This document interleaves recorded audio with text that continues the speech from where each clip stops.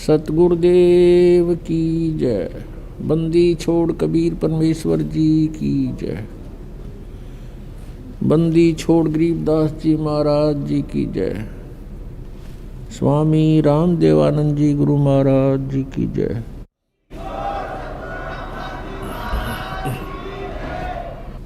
गरीब नमो नमो सतपुरुष को नमस्कार गुरु की नहीं। सुर नर मुनि जन साधुओं संतों सर्वस्ती नहीं। सतगुरु साहेब संत सब डंडो तुम प्रणाम। आगे पीछे मध्य हुए तिनको जा कुर्बान। नराकार निर्विषम काल जाल वैवंदनम निर्लेपम निज निर्गुणम। अकल अनुपवेशं धुनम सोहम सुरति समापतम। सकल समाना नीरतल उज्ज्वल हीरंबर हरदमं बेपरवा अथाह वार पार नहीं मध्यतम। ग्रीव जो सुमर सिद्ध होई गणनायक गलता ना। करो अनुग्रह सोई पारस पद परवाना। आदि गणेश मनाऊं गणनायक देवन देवा।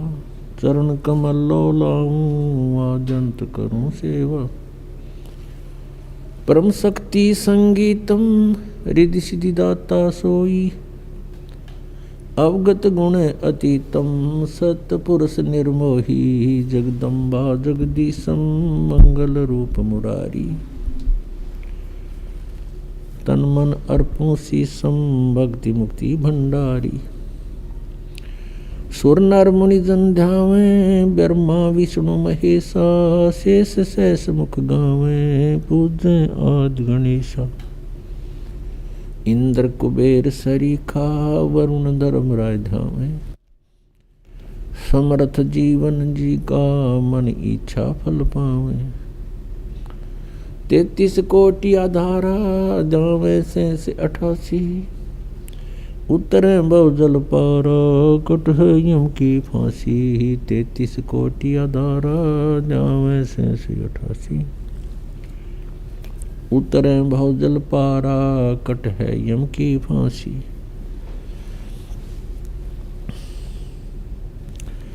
कर जोरूं विनती करूं धरूं चरण पर शीसे। गुरु जी राम देवानंद जी महाराज ने दियो नाम बख्शीश। कोटि कोटि सिजदा करूं कोटि कोटि प्रणाम। चरण कमल में राखियो मैं बंदी जाम गुलाम।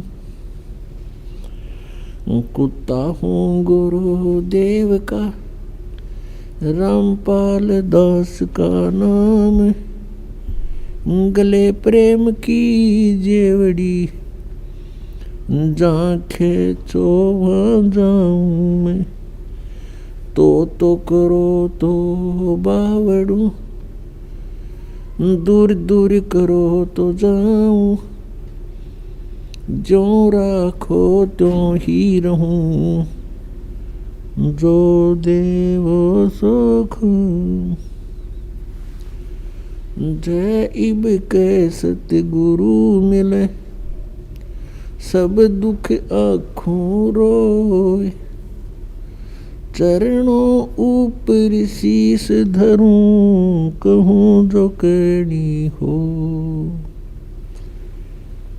कबीर गुरु जी मिलेंगे पूछेंगे कुशलात। आदि अंत की सब कहूँ अपने दिल की बात। गुरु जी तुम ना भूलियो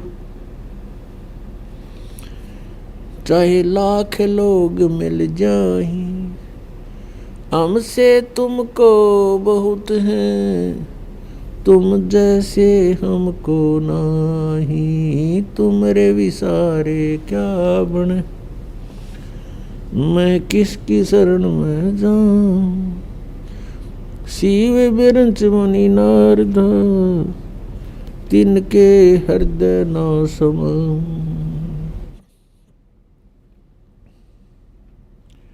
अवगुण किए तो बहुत किए, करत न मानी और बावे बंदा बख्श दियो, बावे गर्दन उतार। अवगुण मेरे बाप जी बख्शो गरीब नवाज, जो मैं पूत कुपूत हूँ बोहर पिता को लाज। मैं अपराधी जन्म का नकसिक भरे विकार, तुम दाता दुख भंजना मेरी करो संवार।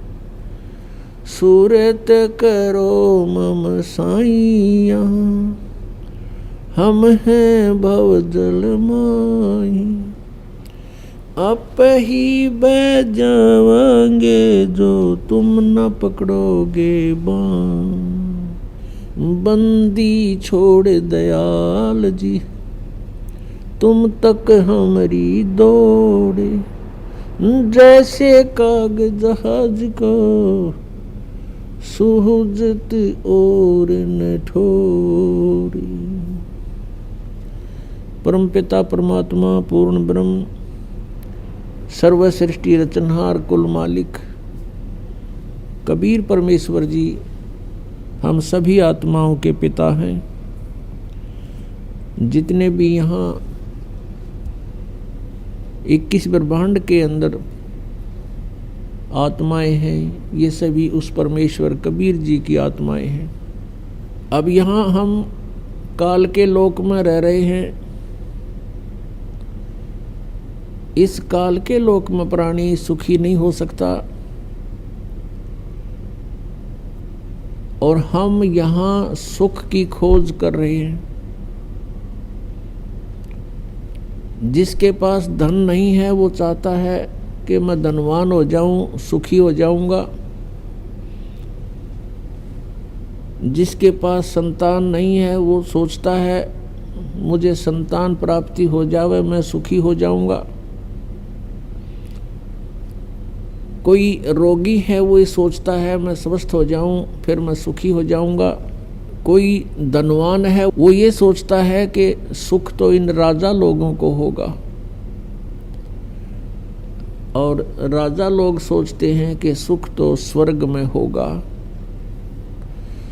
स्वर्ग के देवता इंद्र राजा जो हैं वो सोचते हैं कि सुख तो ब्रह्मा विष्णु महेश को होगा, हमें सुख नहीं। और ब्रह्मा विष्णु महेश को सुख बिल्कुल नहीं। उदाहरणार्थ जैसे भगवान श्री विष्णु जी के अवतार श्री रामचंद्र जी राजा दशरथ के घर जन्म लेकर के अयोध्या में प्रकट हुए। उनका फिर विवाह हुआ, विवाह होते ही वनवास हुआ। वनवास से उनकी धर्मपत्नी का अपहरण हुआ, फिर युद्ध हुआ। 12 वर्ष तक युद्ध हुआ। युद्ध तो 2-4 मिनट घंटे का बहुत हो जाता है। उसके पश्चात रावण का वध करके सीता जी को घर ले आए। कुछ ही दिनों के बाद, कुछ वर्षों के उपरांत किसी के व्यंग से सीता जी का परित्याग कर दिया, अपनी धर्मपत्नी का जो गर्भवती थी। स्वयं कहीं रहे, संतान कहीं रही। तो इससे सिद्ध है कि उस विष्णु जी को भी यहाँ सुख नाम की चीज नहीं। फिर वही विष्णु जी के अवतार श्री कृष्ण रूप में जेल में जन्म हुआ। मामा शत्रु हो गया, कभी जरासिंह, कभी शिशुपाल, कभी पूतना, कभी केसी आदि से उनको मरवाने का प्रयत्न जारी रहा। अंत में भगवान ने मथुरा को त्याग दिया। समुद्र में जाके एक टापू पर शरण ली। वहाँ एक द्वार की नगरी बना करके सारी सेना को वहाँ रख करके शेष जीवन वहाँ व्यतीत किया। उसके उपरांत अंत समय क्या हुआ, भगवान श्री कृष्ण जी का 56 करोड़ उनके वंशज हो गए थे। 56 करोड़ पोते परपोते, पुत्र, रिश्तेदार, नाती, और वो भी श्री कृष्ण जी के सामने सब मृत्यु को प्राप्त हुए। आपसी युद्ध हो गया दुर्वासा जी के श्राप से, और श्री कृष्ण जी के सामने पूरा कुल नाश हो गया। क्या वो प्राणी सुखी हो सकता जिसके आगे सारे मर जाएं? तो यहाँ परमात्मा कबीर परमेश्वर जी हमें याद दिलाते हैं, भजन करो उस रब का जो दाता है कुल सब का। भजन करो उस रब का जो दाता है कुल सब का। उस परमेश्वर की भक्ति करो जो सबका मालिक है, सबका दाता है। श्रीमद् भगवत गीता अध्याय नंबर 15 के श्लोक 1 से 4 में यह बताया गया है कि ऊपर को जड़ वाला, नीचे को तीनों गुण रूपी शाखा वाला, ये उल्टा लटका हुआ संसार रूपी वृक्ष है। ऊपर को मूल जो जड़ें हैं वो तो समझो परम अक्षर ब्रह्म है, पूर्ण परमात्मा, वो सब का मालिक। और नीचे को तीनों गुण रूपी शाखा, रजगुण ब्रह्मा, सतगुण विष्णु, तमगुण शिव जी रूपी शाखाएं हैं। और जो संत इन उल्टे लटके हुए संसार रूपी वृक्ष के सभी विभागों को भिन्न भिन्न बताता है, स वेदवित, वो वेद के तात्पर्य को जानने वाला है, अर्थात वो तत्वदर्शी संत है। परमेश्वर स्वयं भूमिका करते हैं, सतलोक से चलकर यहाँ आते हैं। यहाँ के भगवान काल द्वारा फैलाया गया अज्ञान, उसका नाश करते हैं, अपने तत्व ज्ञान रूपी टॉर्च से उस अंधेरे को हटाते हैं। तत्व ज्ञान रूपी सूर्य का उदय करके अज्ञान रूप अंधकार को समाप्त करते हैं। वो उसमें यहाँ कुछ समय के लिए रहते हैं और अपनी अमृतवाणी को उच्चारण कर करके सुनाते हैं, जो बाद में लिपिबद्ध कर ली जाती है।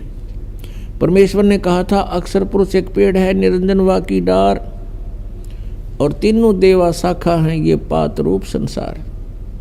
जो हिस्सा जमीन से बाहर दिखाई देता है पेड़ का, वो तुरंत जमीन से बाहर जो मोटे वाला होता है उसको तना बोलते हैं। और जड़ें प्रोक्ष है, गुप्त है। तो मूल मालिक तो गुप्त है, प्रोक्ष है, उसका तो यहाँ के सदग्रंथों में जिक्र नहीं, वो तो स्वयं परमेश्वर ने आके बताई अपनी महिमा। उस तने को समझो ये अक्षर पुरुष है, उसके तने के फिर मोटी डार होती है, उसको समझो सरपुरुष, सरपुरुष। और उस डार के फिर 3 शाखाएं हों, वो रजगुण ब्रह्मा, सतगुण विष्णु, तमगुण शिव जी जानो।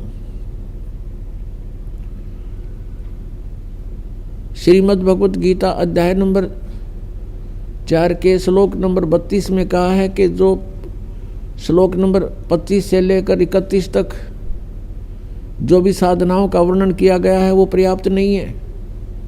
लेकिन साधक अपनी अपनी साधनाओं को पाप नाशक ही मानते हैं। इस प्रकार की यज्ञों का विस्तार के साथ वर्णन है सच्चिदानंद घन ब्रह्म की वाणी में। ब्रह्मणे मुखे, यानी सच्चिदानंद घन ब्रह्म ने स्वयं आकर के अपने मुख कमल से वो तत्व ज्ञान बोला होता है, उसको परम अक्षर ब्रह्म की वाणी कहते हैं। उस वाणी में वो विस्तार के साथ कहे गए हैं। उनको जानने के बाद फिर पूर्ण रूप से कर्म बंधन से मुक्त प्राणी हो जाता है। गीता जी अध्याय नंबर 4 के श्लोक नंबर 34 में तुरंत कहा है कि उस तत्व ज्ञान को जो परमेश्वर ने स्वयं आकर बोला होता है, किसी तत्वदर्शी संतों के पास जाकर समझ, उनको दंडवत प्रणाम करने से, कपट छोड़कर प्रसन्न करने से वो तत्वदर्शी संत तुझे उस परमात्म तत्व का ज्ञान कराएंगे। इससे एक बात तो ये सिद्ध होगी कि गीता ज्ञानदाता भी उस तत्व ज्ञान से अपरिचित है, इसलिए संतों के पास जाने को कह रहा है। अब यहाँ गीता जी अध्याय नंबर 15 के श्लोक नंबर 1 से 4 में परमेश्वर ने स्वयं अपनी महिमा का गुणगान किया है। अक्षर पुरुष एक पेड़ है, निरंजन वा की डार, सरपुरुष जिसको कहते हैं सरपुरुष वा की डार, और तीनों देवा शाखा हैं ये पात रूप संसार। अब गीता जी अध्याय नंबर 15 के श्लोक 4 में कहा कि उस तत्व ज्ञान की प्राप्ति के उपरांत तत्व ज्ञान रूपी शस्त्र के द्वारा इस अज्ञान रूपी उलझी हुई गुत्थी को काटकर अर्थात समझकर उसके पश्चात परमेश्वर के उस परम पद की खोज करनी चाहिए, जहाँ जाने के बाद साधक फिर लौटकर कभी संसार में नहीं आते, अर्थात उनका जन्म मृत्यु सदा के लिए समाप्त हो जाता है। और जिस परमेश्वर ने सर्व ब्रह्मांडों की रचना की है उसी की भक्ति करनी चाहिए, अन्य की नहीं। गीता ज्ञानदाता यहाँ अपनी भक्ति को भी न करने की सलाह दे रहा है। क्यों दे रहा है? क्योंकि गीता जी अध्याय नंबर 4 के श्लोक नंबर 5 तथा 9 में, गीता अध्याय नंबर 2 श्लोक 12 में, गीता अध्याय नंबर 10 श्लोक 2 में ये स्वयं कहता है, अर्जुन तेरे और मेरे बहुत जन्म हो चुके हैं, तू नहीं जानता मैं जानता हूं। इससे सिद्ध है कि गीता ज्ञानदाता की भी जन्म मृत्यु होती है। ये पूर्ण मोक्ष नहीं होता, ना इसकी साधना से पूर्ण मोक्ष हो सकता, और ये भी नाशवान है। इसलिए गीता ज्ञानदाता गीता अध्याय नंबर 18 के श्लोक नंबर 62 में कहता है कि अर्जुन तू सर्वभाव से उस परमेश्वर की शरण में जा जिसकी कृपा से तू परम शांति को और सनातन परम धाम को प्राप्त होगा। जब तक प्राणी जन्म और मृत्यु के अंदर है इसको शांति नहीं हो सकती, चाहे ब्रह्मा की पदवी पा ले, चाहे विष्णु की पदवी प्राप्त कर ले, चाहे शिव की पदवी प्राप्त कर ले, या छोटे मोटे राजाओं का तो अब कोई अस्तित्व नहीं है, जबकि ब्रह्मा विष्णु महेश तक की पदवी पर प्राणी सुखी नहीं है।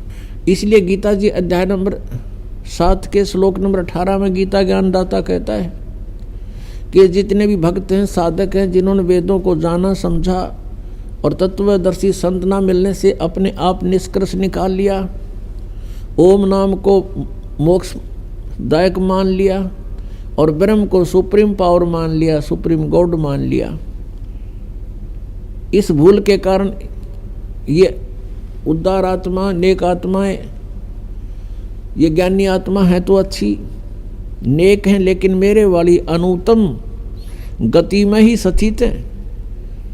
गीता ज्ञानदाता कहता है कि मेरे वाली गति यानी ब्रह्म की गति, ब्रह्म से मिलने वाले लाभ, ओम नाम से जो जाप होता है वो ब्रह्म का है, और ब्रह्म से जो लाभ है उसको कहते हैं वो मेरी गति है।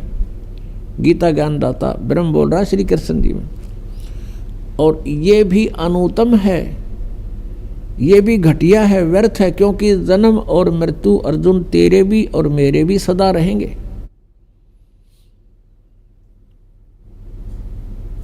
अपने आत्माओं, श्रीमद् भगवत गीता अध्याय नंबर 15 के श्लोक नंबर 16 और 17 में ये 3 पुरुष बताए, 3 प्रभु। एक सरपुरुष, ये 21 ब्रह्मांड का पुरुष प्रभु है, स्वामी है, मालिक है, ये कुल का मालिक नहीं है। अक्षर पुरुष जो पेड़ का तना कहलाता है, ये 7 संघ ब्रह्मांड का स्वामी है, ये कुल का मालिक नहीं है। गीता जी अध्याय नंबर 15 के श्लोक 16 में कहा कि सरपुरुष और अक्षर पुरुष ये 2 प्रभु प्रसिद्ध हैं, और इनके लोकों में तथा ये स्वयं जितने भी प्राणी हैं ये सभी नाशवान हैं, और जीवात्मा सभी की अमर है। इसलिए गीता जी अध्याय नंबर 15 के श्लोक 17 में तुरंत कहा है कि उत्तम पुरुष है तो अन्य परमात्मा इति उदाहरते, कि पुरुषोत्तम श्रेष्ठ प्रभु, श्रेष्ठ परमात्मा, कुल का मालिक तो कोई और है जिसे परमात्मा कहते हैं। परमात्मा का अर्थ होता है श्रेष्ठ आत्मा, और श्रेष्ठ आत्मा वो होती है जिसकी शरण में कोई प्राणी दुखी नहीं हो सकता, केवल सुख सुख प्राप्त होता है। लेकिन यहाँ प्रभु पुरुष परमात्मा स्वयंभू घने हो गए, इसलिए यहाँ परमात्मा ने डिफाइन करना पड़ा कि उसको परमात्मा कहते हैं जो सबसे उत्तम सरपुरुष और अक्षर पुरुष से भी कोई अन्य है और है, और वही तीनों लोकों में प्रवेश करके सबका धारण पोषण करता है। वो है वास्तव में अविनाशी परमेश्वर। तो पुण्यात्माओं, हम सभी कहते थे भक्ति कर ले भाई। किसी भी संत या पंथ में या किसी ग्रंथ में हम पढ़ा करते थे तो सभी प्रेरणा करते थे भगवान की भक्ति करो भाई। मनुष्य जीवन बार बार प्राप्त नहीं होता, परमात्मा की भक्ति करनी चाहिए। मनुष्य जीवन का मुख्य उद्देश्य ही भक्ति करना है। लेकिन हमें ये नहीं पता था कि कौन से राम की भक्ति करें, कौन से प्रभु की हम भक्ति करें। गीता जी अध्याय नंबर 4 के श्लोक नंबर 33 में कहा कि अर्जुन, द्रव्य में यज्ञ से ज्ञान यज्ञ श्रेष्ठ है। द्रव्य में यज्ञ होती है जो धन से, जैसे कोई भंडारा करवा देते हैं, कितने और श्राद्ध कर देते हैं, या कहीं धर्मशाला बनवा देते हैं, या कहीं मंदिर बनवा देते हैं, और कहीं अनाथालय खुलवा देते हैं, कोई कुआं या प्याऊ बनवा देते हैं। तो ये कहा कि इस प्रकार जो आंख मीच के अंधाधुंध कोई तुम बगैर ज्ञान के पूर्ण करते हो, उसको करने से पहले उसके बारे में जानकारी होनी चाहिए। यानी ज्ञान यज्ञ श्रेष्ठ है। संतों का सत्संग सुनो और ज्ञान समझ के फिर जैसे संत बतावें और जैसे ग्रंथ अलाउड करें, जो हमारे सदग्रंथों में प्रमाणित है, उसी तरह ही तुम दान पुण्य करो तो लाभदायक है, अन्यथा नहीं।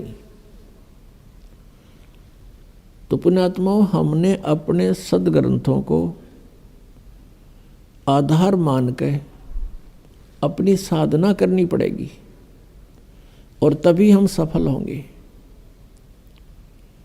अन्यथा परमात्मा के मंत्रों की, किसी भी परमात्मा के सदग्रंथ की कोई वाणी को आप याद करते रहोगे, आवर्ती करते रहोगे, बार बार उसका अध्ययन करोगे, उससे मोक्ष नहीं होगा, अन्य फल मिल जाते हैं।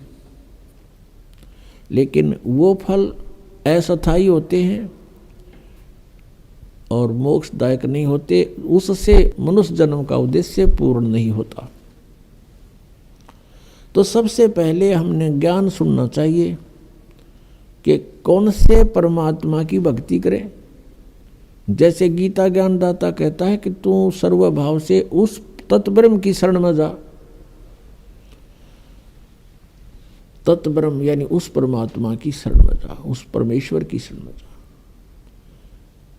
गीता ज्ञानदाता अध्याय नंबर 7 के श्लोक नंबर 29 में कहता है कि मैं जो ज्ञान दे रहा हूं कि तत्वदर्शी संत की खोज करो और तत्वदर्शी संत के बताए मार्ग अनुसार तुम साधना करो। उसके पश्चात मेरे इस ज्ञान का जो आश्रय कर लेता है, इसको शिरोधार्य करके तत्वदर्शी संत की खोज कर लेता है, और फिर वो व्यक्ति जो तत्ब्रह्म को जान लेते हैं और जो पूरे अध्यात्म ज्ञान से परिचित हो जाते हैं और जो सब कर्मों से परिचित हो जाते हैं, वे केवल जरा और मरण से छूटने का ही प्रयत्न करते हैं। जरामीन वृद्धावस्था का कष्ट और मरण मीन मृत्यु, वो केवल इस बुढ़ापे के दुख से और मृत्यु के दुख से छूटने का ही प्रयत्न करते हैं। वो तत्ब्रह्म को जानते हैं, पूरे आध्यात्मिक ज्ञान से परिचित हैं और वो सभी कर्मों से भी परिचित है। तो गीता ज्ञान दाता से अर्जुन ने प्रश्न किया, गीता अध्याय नंबर 8 के श्लोक नंबर 1 में, कि किम तत्ब्रह्म किम अध्यात्म किम कर्म च पुरुषोत्तम। वो तत्ब्रह्म कौन है, वो क्या है वो तत्ब्रह्म, और क्या ये अध्यात्म है, और ये सभी कर्मों की जानकारी मुझे दीजिए। गीता ज्ञान दाता ने 8वें अध्याय के 3 श्लोक में उत्तर दिया है कि वो परम अक्षर ब्रह्म है, वो तत्ब्रह्म।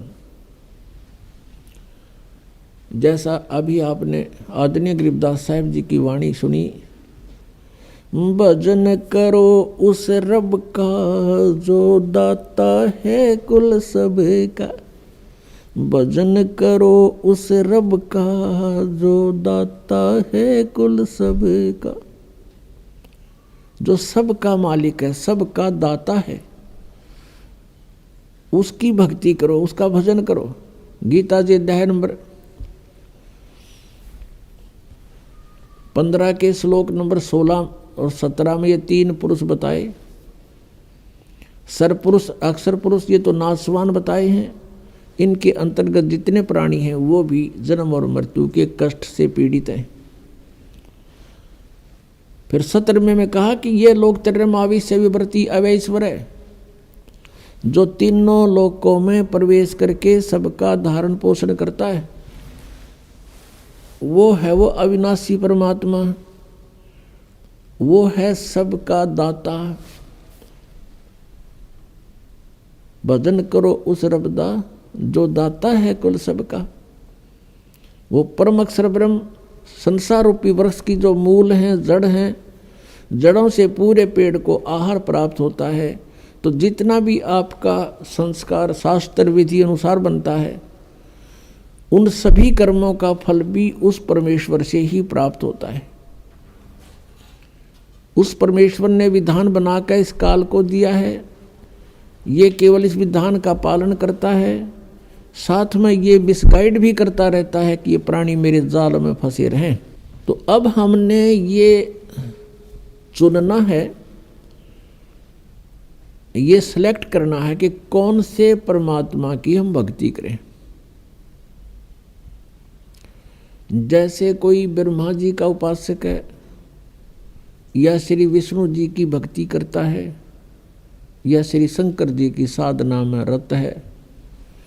अब ब्रह्मा जी का उपासक ब्रह्मा जी के लोक में जाएगा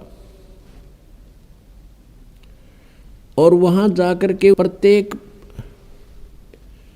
लोक में एक रेस्टोरेंट होता है और उस रेस्टोरेंट के अंदर, जिसको स्वर्ग कहते हैं, उस स्वर्ग के अंदर ये प्राणी चला जाता है और इसके जितने भी पुण्य होते हैं वहाँ डिपॉजिट हो जाते हैं। और जब इसके पुण्य समाप्त हो जाते हैं उसी समय उस प्राणी को वहाँ से धकेल दिया जाता है। जैसे ज़बरदस्ती यहाँ मृत्यु कर दी जाती है, ऐसे ज़बरदस्ती उसको वहाँ से वापस भेज दिया जाता है। और विष्णु जी का जो पुजारी है वो विष्णु के लोक में जाता है। विष्णु जी के लोक में भी ऐसे एक कॉमन रेस्टोरेंट है, वहाँ जो प्राणी जाता है उसके पुण्यों को वहाँ डिपॉजिट कर लिया जाता है, जमा कर लिया जाता है। और जब वो समाप्त हो जाते हैं, अपने पुण्यों से ही वो वहाँ सब कुछ सुविधाएं प्राप्त करता है, तो वो समाप्त होते ही उसकी वहाँ से मृत्यु हो जाती है, ज़बरदस्ती वहाँ से भेज देते हैं। और जो शंकर जी का पुजारी है शिव जी के लोक में चला जाता है। वहाँ भी एक ऐसा ही कॉमन रेस्टोरेंट है, होटल है, स्वर्ग है। और वहाँ भी प्राणी अपने पुण्यों को क्षीण करके तुरंत ही फिर पृथ्वी लोक पर आ जाता है।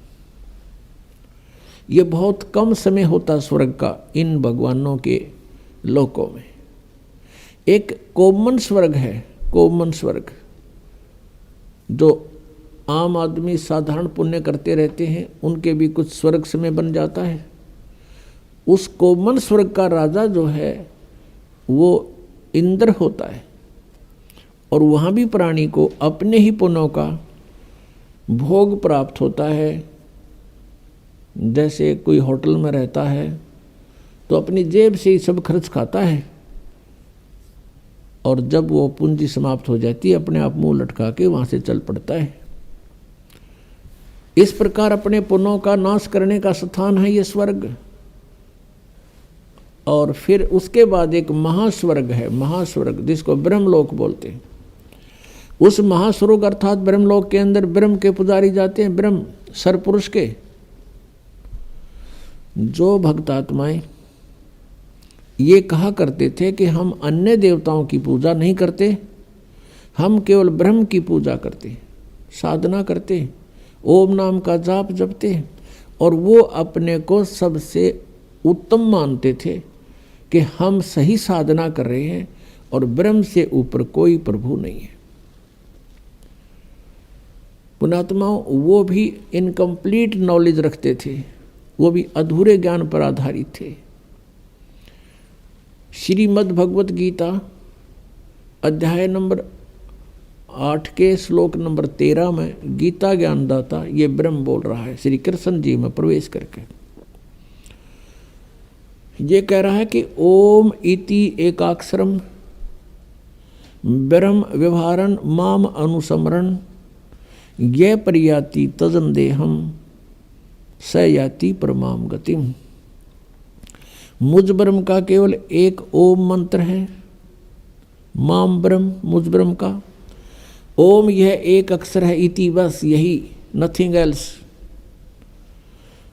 और जो साधक उच्चारण करके श्रवण करता हुआ शरीर त्याग कर जाता है, सयाति परमाम गतिम, वो ओम नाम के जाप से जो भी इससे लाभ होती है वो परम गति ओम सतर की है, ओम के जाप के सतर की है। गीता जी अध्याय नंबर 8 के श्लोक नंबर 16 में कहा कि ओम ब्रह्म का जाप है और ब्रह्म के जाप से ब्रह्मलोक प्राप्त होता है। और गीता जी अध्याय नंबर 8 के श्लोक नंबर 16 में कहा कि ब्रह्मलोक पर्यंत भी सभी प्राणी पुनरावर्ती में है। वहाँ गए हुए उस महास्वर्ग में, बड़े होटल में गए हुए प्राणी भी वापस आते हैं, उनका भी जन्म और मृत्यु होता है। श्रीमद् देवी भागवत गीता प्रेस गोरखपुर से प्रकाशित 7वें स्कंद के 562 और 63 पृष्ठ पर देवी हिमालय राजा को उपदेश दे रही है और ब्रह्म की जानकारी बता रही है। वो बता रही है कि सब पूजाओं को त्याग कर केवल एक ब्रह्म की पूजा करो, उसका ओम नाम है। ब्रह्म की पूजा करो, उसका एक ओम नाम है।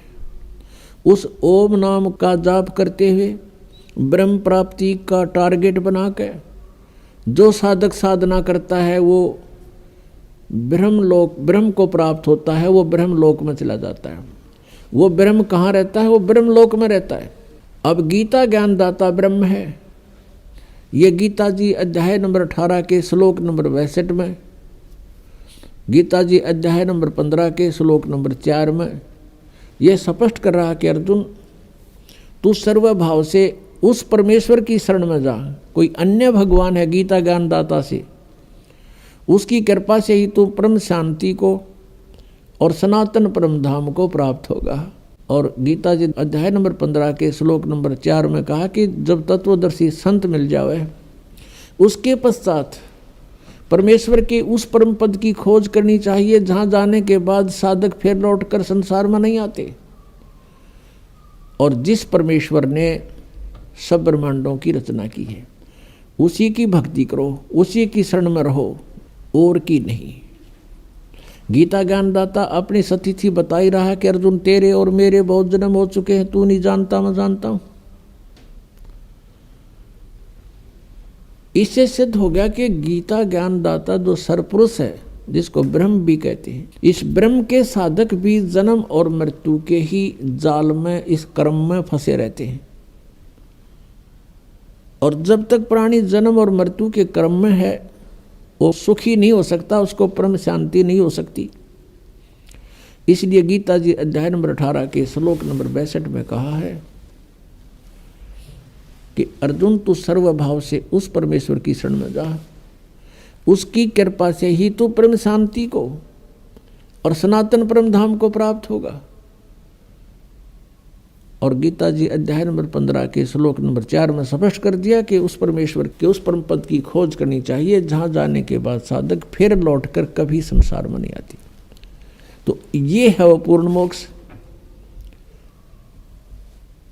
तो ये जो ब्रह्म तक की साधना करके अपने आप को ये समझते थे कि हम बहुत अच्छी उपलब्धि कर रहे हैं, ये भी जन्म और मृत्यु के इस चक्कर में पूर्ण रूप से फंसे हुए। और ये ब्रह्म काल है, ये काल के पुजारी थे। जितने भी ऋषि महर्षि हुए हैं ये सब ब्रह्म साधना करते थे। श्रीमद् भगवत गीता अध्याय नंबर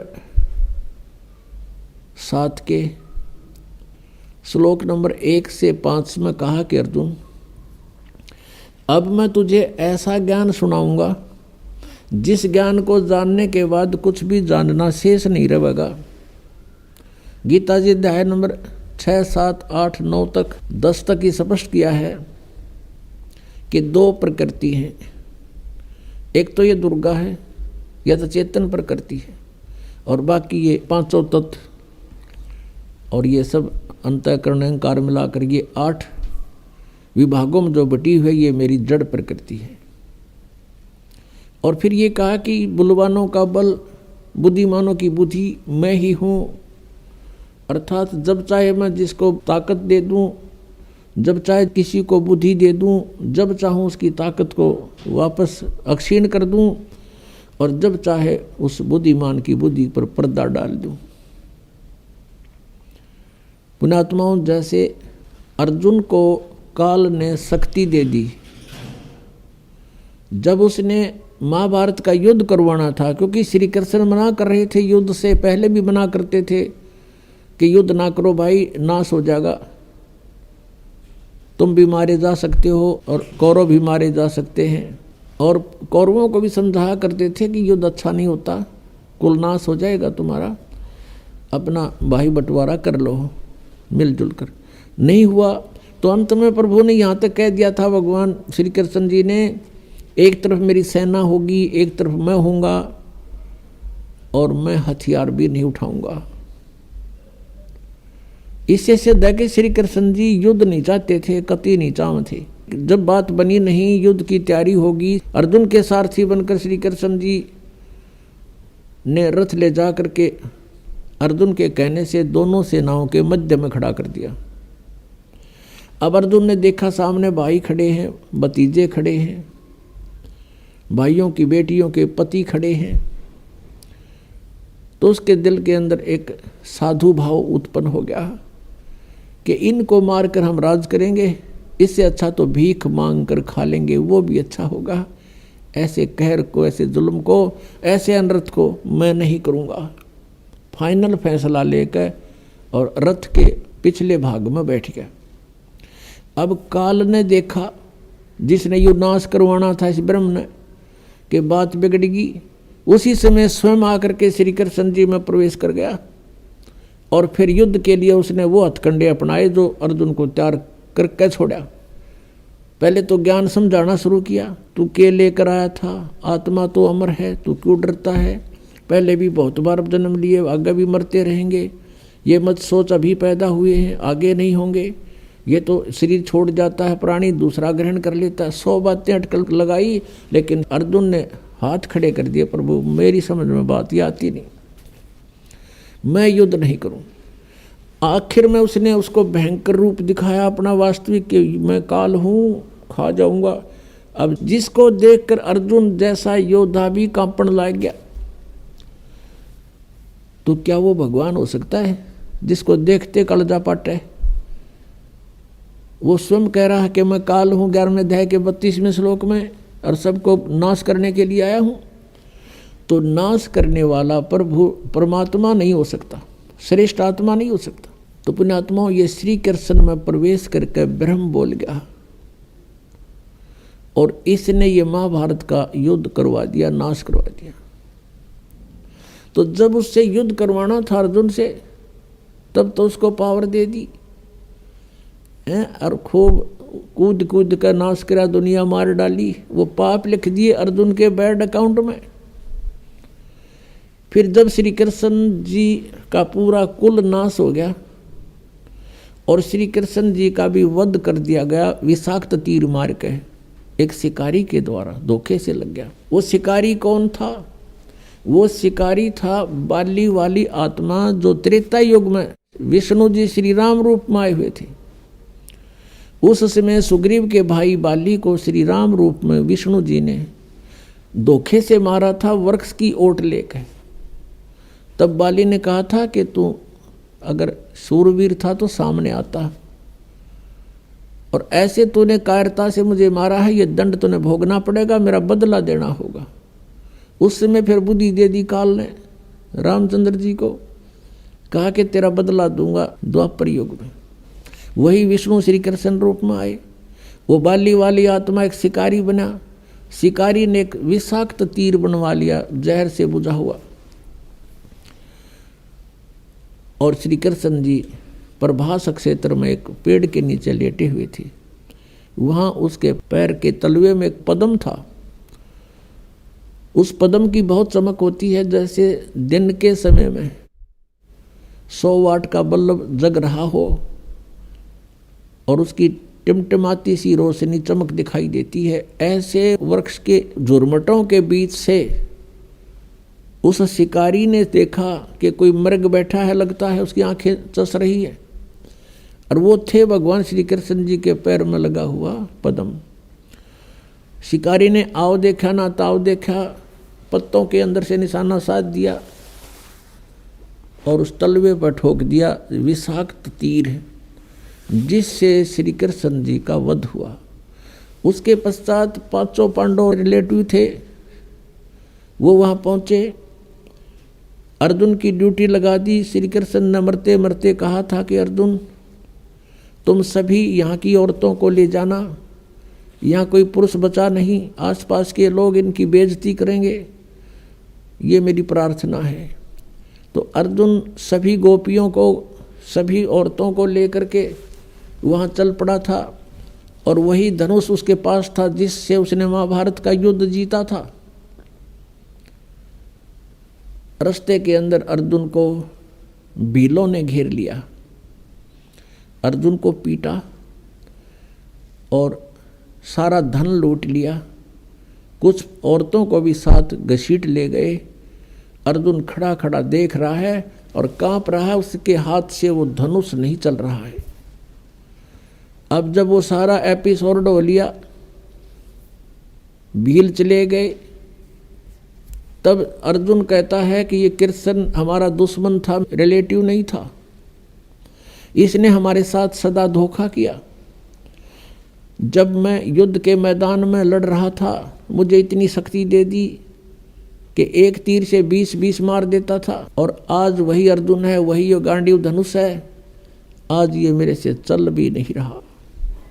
यहाँ परमात्मा कहते हैं, कबीर परमेश्वर जी, कि मूल लखनी मूर्खा गिनते हैं क्यों डार, तुम इसकी जड़ को नहीं पहचान रहे, इसका ये मूल कौन है, जड़ कौन है इन कुकर्मों की।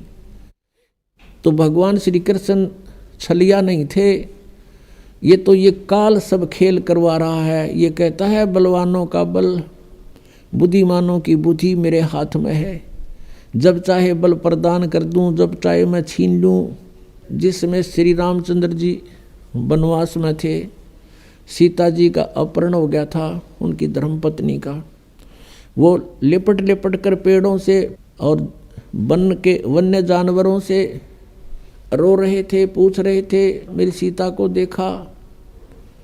ऊपर से भगवान शिव और पार्वती भी झांक रहे थे। भगवान शिव ने प्रणाम किया क्योंकि ये उनके बड़े भाई हैं। पार्वती ने देखा कि आप किसको प्रणाम कर रहे हो। भगवान शिव ने कहा कि नीचे भगवान विष्णु हैं, राम रूप में मैं उनको प्रणाम कर रहा हूँ। पार्वती कहने लगी भगवान होकर रोए, मैं तो नहीं मानती ये विष्णु जी हो सकते हैं, मैं इसकी परीक्षा लूंगी। भगवान शिव ने कहा कि तू परीक्षा मत लेना और सीता रूप मत बनाना, मेरे काम की नहीं रहेगी तू। उस समय तो पार्वती जी ने कहा कि ठीक है, मैं नहीं परीक्षा लूंगी। जब भगवान शिव जी इधर उधर गए सैर सपट्टे को, पीछे से सीता रूप बनाया, श्री रामचंद्र जी के सामने खड़ी होगी। अब रामचंद्र जी ने उस समय पार्वती जी को पहचान लिया, क्योंकि काल ने उसकी बुद्धि ऑन कर दी और पहले ऑफ कर दी। अपनी पत्नी का तो न्यों पता ना वह ले गया कौन उठा के, और फिर वो ज्योतिषी हो गया, भविष्य का वक्ता हो गया। एकदम पहचान लिया कि तू तो पार्वती है। ये दक्ष पुत्री यहाँ कैसे आ गई, भगवान शिव को क्यों छोड़ाई। वो शर्मिंदा हुई, आके भगवान शिव से कहा कि सचमुच वो तो सचमुच विष्णु जी हैं, आप ठीक प्रणाम कर रहे थे। तो शिव जी बोला कर दिया काम, ले ली परीक्षा। हंसने लगी, नीचा मुंह कर लिया। तो उस दिन से उसने भगवान शिव ने कहा कि तू आज मेरे काम की नहीं रही, क्योंकि तूने मेरी माँ का रूप बना लिया। बड़े भाई की पत्नी माता के तुल्य होती है कि तूने मेरी माँ का रूप बना लिया, मेरे काम की पत्नी रूप में नहीं रही। तो पुण्यात्मा युग काल के इसे बखेड़े हैं। अब उस पार्वती ने सोचा कि यो पक्का है जद का।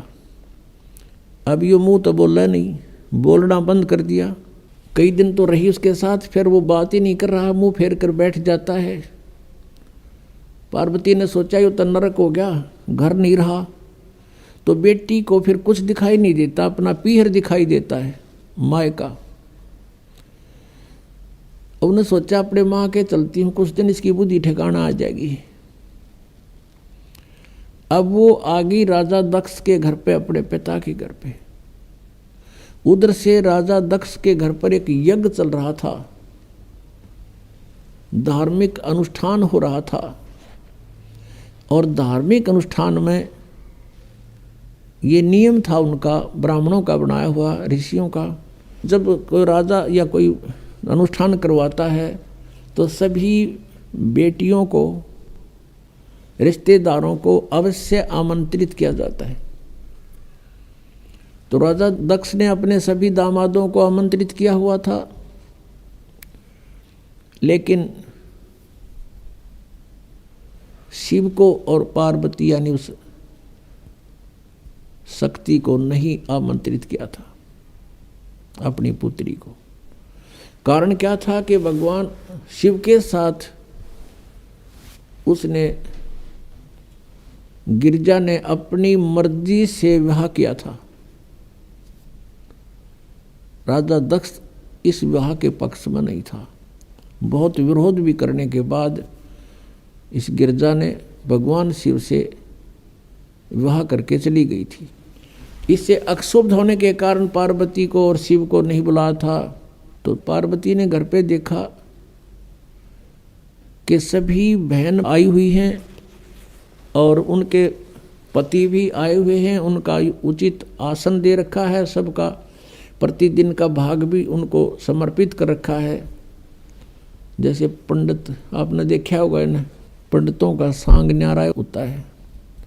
जैसे विवाह कराते हैं, फेरे कराते हैं, कहेंगे करके दो सुबह सुबह दर दे 11 रुपये, फिर सुबह सुबह 21 वहाँ रख दे, 22 उसको दे दे, 5 उसके हाथ में दे दे, फलाने का तिलक कर दे, ये न्यू रखा करें। तो ऐसे ही वहाँ कर रखा था कि प्रतिदिन जितने भी वो दामाद आए हुए थे सबको जो हिस्सा होता था 500 रुपये इनको दे दो, वहाँ रखे जाते थे उनके सामने। तो ऐसा किया जा रहा था। भगवान शिव का कहीं आसन भी नहीं था, और जो बहनों के बटेऊ यानी पति नहीं आए हुए थे पार्वती की बहनों के, उनका आसन लगा रखा था, उनका हिस्सा फिर भी वहाँ रखा जा रहा था, उनका स्थान निर्धारित अलग से किया हुआ था। शिव का वो भी नहीं था। तो पार्वती अपनी माँ के पास गई। अब बेटी का माँ के ऊपर जोर चला कर अपनी माँ से जाकर कहा कि माँ, तुमने सभी मेरी बहनों को बुला लिया और उनके पति भी आए हुए हैं, लेकिन आपने अपने दामाद को नहीं बुलाया, ना हमें आमंत्रित किया। तो माँ ने कहा, बेटी मैंने तो तेरे पिताजी से बहुत कहा, लेकिन ये अपनी जिद पर अड़ा हुआ है और गलती बेटी तेरी भी है। तूने अपने पिता की आज्ञा का उल्लंघन करके विवाह किया है, जिससे वो अशुभ है। ना तो मेरी वो मानता और ना मेरी तू मानती, मेरा आगे जिक्र मत। अब पार्वती को बड़ा दुख हुआ। फिर वो अपने पिता के पास गई और पिता से प्रणाम करके कहा कि पिताजी, आपने अपने दामाद को आमंत्रित क्यों नहीं किया और सभी को कर रखा है। राजा दक्ष ने कहा कि तेरे को किसने बुलाया है, तू आई क्यों यहाँ पर, बिना बुलाए नहीं आना चाहिए था तुझे। तूने अपनी मर्जी से ये सारा काम किया है, मैं उसके दर्शन भी नहीं करना चाहता। ऐसे पागल के जिसके गले में सांप पड़े हो, मैंने अपनी बेइज्जती करवानी है यहाँ अपने समाज में, और तो भी मत आना, यहाँ से निकल जा वापस। अब इस बात से वो बहुत दुखी होगी। कौन? वो पार्वती। उसने देख लिया कि ना शिव जी वहाँ मेरा ठिकाना रहा, यहाँ पिताजी ने धिक्कार दिया मुझे, तो अब और कोई विकल्प नहीं रहा। अब उसने गुस्सा आ गया कि मैं तेरे यज्ञ कराती हूँ सफल। उस हवन कुंड में ये क्या करा करते ये ब्राह्मण लोग। ब्राह्मण का अर्थ कोई जाति विशेष नहीं, जो गुरु पद प्राप्त है उसको ब्राह्मण कहते हैं। जो ब्राह्मण सोए जो ब्रह्म पहचाने, ये ब्रह्म तो पहचाना नहीं था, लेकिन ये नकली ब्राह्मण जरूर प्रसिद्ध हो रहे थे गुरु रूप में। तो वो क्या करते थे, एक नया अपना दिखाने के लिए पूरा एक बहुत बड़ा हवन कुंड बना लेते थे, बहुत बड़ा 8 फुट गहरा और 10 बाई 10 का चौड़ा, उसमें घेर कर लक्कड़। राजा का घी कौन सा करते डालना था, बरबर कड़छर कटोरे भर गहरा, स्वाहा स्वाहा, वो बक्कड़ पाट रहा पूरा, डीक बड़ा उसमें। वह पार्वती उस कुंड में, हवन कुंड में कूद गई और जड़गी सारी। तत्परता से उसको निकाल अवश्य लिया, लेकिन वो उसका अस्थि पंजर शेष था, सब मांस और वो चाम जल चुका था, केवल हाड शेष थे। इस बात का पता चला भगवान शिव ने। अब वहाँ से चला अपनी सेना लेकर, कि दक्ष न मैं करूँगा सीधा। अब इस बात का पता चल गया दक्ष को कि भगवान शिव चल पड़े अपनी पूरी गणों को लेकर के। उधर से जो आए हुए थे अतिथि, उनमें ब्रह्मा जी और विष्णु जी भी उपस्थित थे। अब जब उनको न्यू पता चला कि शिव जी आ रहे हैं पूरी सेना के साथ, तो भगवान विष्णु भी खिसकन लगे और ब्रह्मा जी भी खिसकन लगे। ब्रह्मा जी तक खिसके गए, कंते कंते भी चले गए, भैया कौन मरे सिर फड़वा के। दक्ष ने भगवान विष्णु से हाथ जोड़कर कहा, आपको मैंने संरक्षक रूप में बुला रखा था, मेरी यज्ञ संपूर्ण हो तब तक आपको आमंत्रित था, आप मेरी रक्षा के लिए आए थे, आप भी जा रहे हो। विष्णु जी ने मना किया कि नहीं, मैं जा रहा हूँ, नहीं रुक पाऊंगा। ज़्यादा कहने से विष्णु जी रुक गए। उधर से शिव जी ने अपना एक गन तैयार किया अपनी जटा से, अपने मंत्र सिद्धि से, और उसको भेज दिया भैरव को कि जा तू उनके साथ युद्ध कर, मैं आ रहा हूँ पीछे पीछे, पहले तू संभाल उन्हें। भगवान विष्णु का उसका युद्ध हुआ। विष्णु जी युद्ध में पराजित होकर के भाग गए छोड़ कर उन्हें। उधर से भगवान शिव आ गया।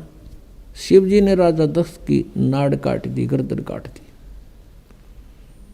ये तो लंबी कहानी है। फिर और कहते हाथ पांव जोड़े, उसने रहम आ गया, एक बकरे की गर्दन उसका दक्ष का ला दी, बकरे का मुंह कर दिया ऊपर से। अब जब तक इनके श्वास हैं तो ये भगवान उनको एज इतना लाभ दे सकते। फिर क्या देखा, अब पार्वती को वहाँ जला हुआ देखा, भगवान शिव में मोह का सागर उमड़ गया। जब तक मुंह फेर कर सोया था और अब उस जड़े हुए कंकाल को सीने से लगा लिया उठा के, और पार्वती पार्वती पार्वती पागल सा होकर न घूमो जंगला में गए, नाना ने दौड़ा। कहते 10,000 वर्ष तक ऐसे भटकता रहा और उस अस्थि पिंजर को साथ सीने से लगा रहा पार्वती जान के। कहते हैं फिर भगवान ने देखा कि ये तो बिल्कुल मोह के अंदर पागल हो चुका है। कहते हैं सुदर्शन चक्र से उस अस्थि पिंजर के यानी पार्वती वाले उस बॉडी के हड्डों को सुदर्शन चक्र से छिन्न भिन्न कर दिया। कहते हैं जहाँ आँख पड़ी वहाँ नैना देवी, जहाँ धड़ गिरा वहाँ वैष्णो देवी, जीभ गिरी वहाँ ज्वाला देवी के मंदिरों की स्थापना होगी। अपुणात्माओं ये जैसे वैष्णो देवी का मंदिर, ज्वाला जी का मंदिर और जैसे नैना देवी का मंदिर, ये जो मंदिर होते हैं ये यादगार होती हैं। ये यादगार बनाई गई थी कि जो इतिहास है पुराणों में, आने वाले समय में कोई इनको झूठा ना कह दे, इसलिए वो यादगार बनाई गई थी, छोटी छोटी मंडी सी। और वहाँ पर पुजारी बैठा दिए गए थे, आसपास के लोगों के द्वारा एक पैसा इकट्ठा करके उनको वहाँ एक नौकरी के तौर पर छोड़ दिया था कि तुम आने वालों को यहाँ कोई दर्शनार्थ आवत इतिहास बताना कि ये मंदिर ऐसे बना है। बस इतना काम था उस पुजारी का। फिर समय बदलता चला गया, उसको किसी ने पैसे देने बंद कर दिए तो उसने फिर वहाँ चढ़वाना शुरू कर दिया कि भाई आए हो तो दान भी करो।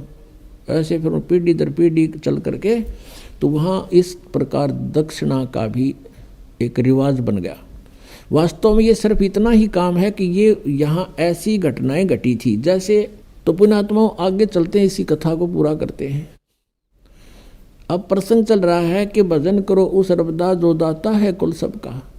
जैसे हम श्री ब्रह्मा जी, श्री विष्णु जी, श्री शिव जी की पूजाएं करते हैं तो इन भगवानों की स्थिति इस ज्ञान से पता चलेगा। अब क्या होता है कि जब भगवान शिव ने देखा कि अस्थि पिंजर भी नहीं रहा तेरे पास, फिर उसका मोह भंग हो गया। मोह भंग हुआ तो उसने जो सोचा कि ये हालत मेरी किस कारण से हुई। उसने अपनी सूझबूझ से ये ढूंढा, इसका कारण खोजा कि भी मैंने विवाह करवाया और पत्नी पर विश्वास किया, मेरी पत्नी ने मेरे से विश्वासघात किया, मेरे से पीछे से जाकर के एक परपुरुष से इसने बात की और अन्य रूप धारण कर लिया। ये कुछ भी कर सकती थी, जिस कारण से वो अक्षुब्ध हो गया और उससे बात करनी बंद कर दी कि मैं तेरे ऊपर बहुत विश्वास करता था, तू भी विश्वासघातन निकली, तो मैं किस पे विश्वास करूं। इस निष्कर्ष से भगवान शिव ने सोचा कि मैंने विवाह करवाया तो पत्नी में मोह हुआ और पत्नी बेवफा निकली। अब ऐसा यत्न करूं कि मेरे अंदर ये काम वासना समाप्त हो जाए, जिस कारण से मुझे विवाह की आवश्यकता पड़ी।